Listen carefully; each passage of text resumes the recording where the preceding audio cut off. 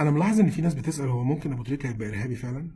ايوه. ايه اللي يخليه مش ممكن؟ هتقولي انه مجرد لعيب كوره فهيجيب سلاح منين؟ لا، ما ننساش ان ابو تريكه بدا في نادي الترسانه، ادي السلاح. كابتن ميمي الشربيني قال ان ابو تريكه دايما بيستخرج الجديد من مستودع موهبته، ادي المستودع مكان يخزن فيه السلاح. وبعدين شفنا الاسلحه بعينينا، الجون اللي جابه في ماتش الاهلي والصفاقسي ده دي كانت كره صاروخ قنبله. اما هو كان صانع العاب النادي الاهلي، اللي بيصنع العاب ده ممكن يصنع اي حاجه، متفجرات، قنابل، صنعه معاه.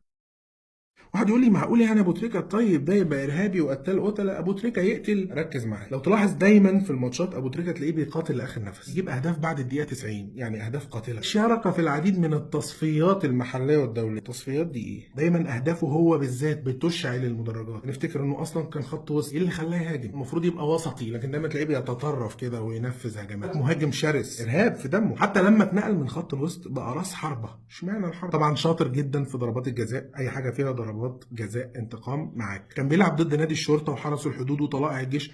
مش مشكله انه يبقى ضد الشرطه والجيش، مش مشكله انه جاب فيهم اجوان، المشكله انه كان بيشوط. واحد بيشوط في الشرطه والجيش متوقع يبقى ايه؟ ارهابي. في سنه 2010 فجر مفاجاه واتنازل عن نص اجره عشان الظروف الماليه للنادي الاهلي. طب اللي يفجر مفاجاه ده ما سهل عليه يفجر اي حاجه. حركه الطياره اللي بيعملها دي ما بتفكركوش بحاجه؟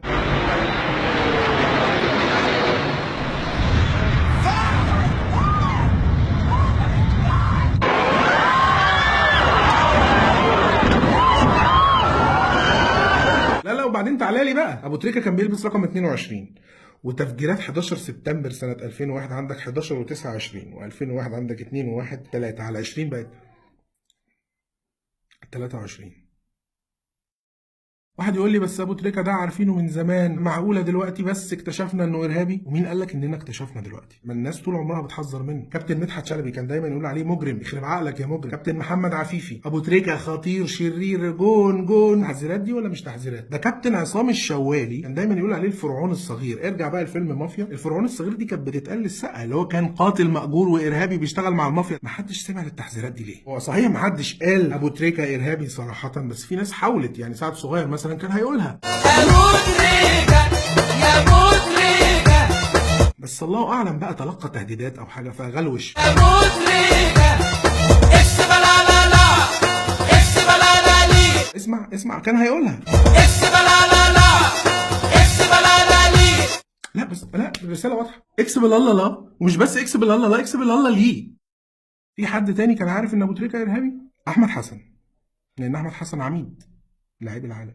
لا وفي بقى الناس اللي لعبوا معاه كله كان عارف انه ارهابي، ما كانوش سايبينه. هو حتى دايما هو بالذات كانت تلاقي عليه رقابه لصيقه، دايما في واحد ماسكه خطير. ليه ابو تريكه يعمل كده؟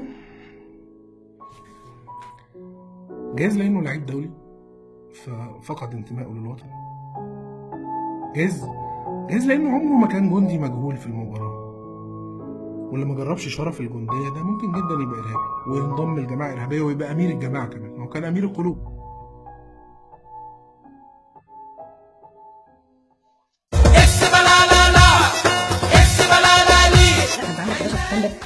الطياره الاولانيه ضربت الساعه كام؟ ضربت الساعه 8:45 8 و4 12 و5